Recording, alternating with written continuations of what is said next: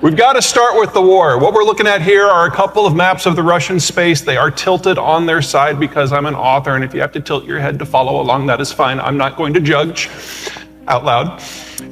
On the right, that orange is, the lighter color of orange is population density, and it's roughly the population density of Kansas if you melon scoop out Topeka and Kansas City. So you do know your neighbors. You've probably lost track of their day-to-day lives. If you go to the left, you are now looking at an economic and climate map. And that green V in the middle that roughly overlaps where the people live, that's the Russian wheat belt. And in economic terms of the world's major agricultural zones, that is the least productive spot on the planet. You can grow one crop of short season wheat per year, and that's it. In the summer, the climate is about like western Kansas, and in the winter, it is roughly like northeastern Alberta. So hot and dry, or cold, dry, windy.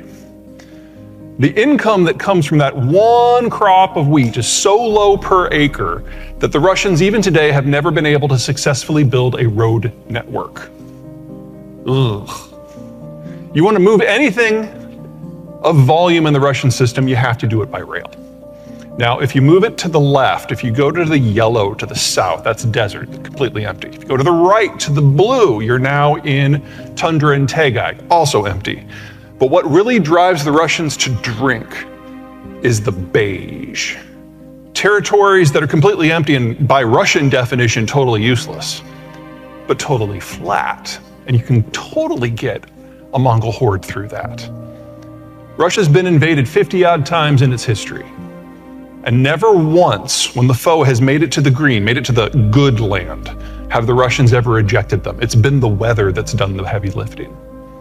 So the Russian strategy since the beginning has always been the same.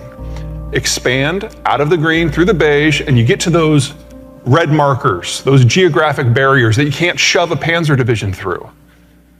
And then you forward position your very, very slow-moving rail-supplied troops in those blue access points that are between those barriers. The Soviet system was the height of Russian security. They controlled all of those access points, and then they lost them all. Post-Soviet Russia, especially under Putin, has spent every waking moment trying to rebuild that outer shell.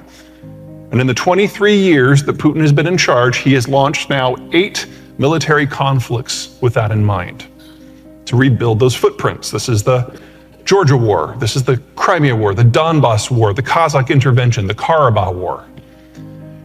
Unfortunately for Ukraine, it's not that Ukraine controls these access points, but it's on the way to the 2 most important ones. And as long as that is the case, Russia will not stop until it has all of Ukraine, and then it will continue beyond Ukraine. We're only midway through this story. Now, you guys remember back in the first week of the war when we thought this was going to all be over really quickly? How on the 4th day, we had that 40-mile-long convoy of vehicles going from Belarus south towards Kiev. It was like, crap, this is it. And then on the 4th day of the war, the convoy stopped because they forgot fuel. And then on the 7th day of the war, all the soldiers dismounted from their equipment and walked back to Belarus because they also forgot food. And everyone I know at every defense ministry across NATO thought the same thing. Well, holy crap, the Russians don't know how to fight a modern war at all. They've forgotten all of the lessons they've learned in the last 200 years. It's a parade force. They're doing worse than the Iraqis did in 1992.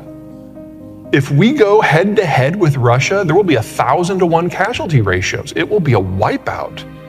And this made no one happy at all, because the Russians see this war accurately as an existential battle for their survival.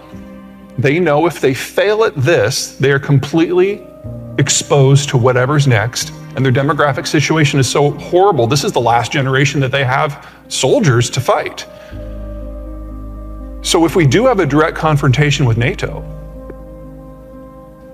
they will use every tool they have, and there will be a general nuclear exchange. that we have to destroy the Russian military capacity to function here, now, in Ukraine, but without a single set of NATO boots on the ground. And so any equipment that the Ukrainians can prove that they can operate competently, that doesn't violate our security, they can have. And there's right now 60,000 Ukrainian troops training across NATO countries right now. They will all be back in theater by May when the spring offensive begins. That was our lesson. The Russians had their own lesson. They're like, okay, maybe we drank a bit too much of our own Kool-Aid. Maybe these are not Jewish Nazi gay demons, and maybe they're just people who are fighting for their home. And if that's the case, if they're going to fight for their home, then the civilian population is no longer a non-issue. It's a problem. Well, we can reach into our own history and find a strategy for that. We could advance very, very slowly behind a never-ending hail of artillery. Recent reports have revealed that Russia is allegedly planning a massive invasion of Ukraine, with the intention of expanding its territorial control beyond the borders of Ukraine. This news has sent shockwaves throughout the international community, as tensions between Russia and Ukraine have been escalating for years. According to sources, Russia's plan involves the deployment of thousands of troops, backed by heavy artillery and air support, to launch a full-scale assault on Ukraine's eastern regions. The operation would likely begin with the capture of key strategic locations, such as the cities of Kharkiv and Donetsk, before advancing deeper into Ukrainian territory. The invasion would not only threaten Ukraine's sovereignty and territorial integrity, but would also have significant implications for the wider region. Many experts fear that the conflict could spill over into neighboring countries, potentially triggering a wider regional conflict.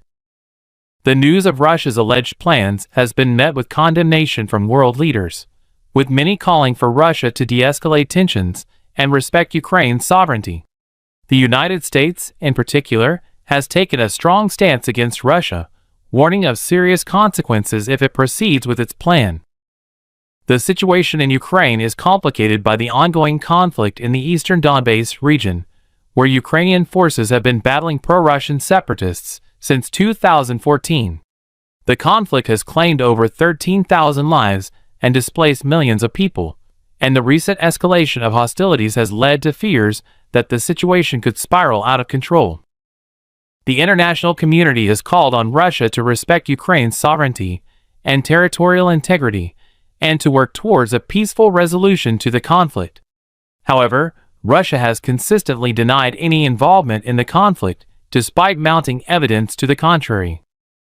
The situation in Ukraine remains fluid, and the international community is closely monitoring developments.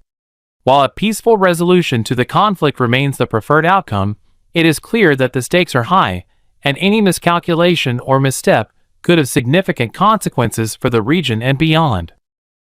In conclusion, the news of Russia's alleged plans to invade Ukraine is deeply concerning, and the international community must work together to prevent the situation from escalating further. A peaceful resolution to the conflict is essential, and all parties must work towards this goal.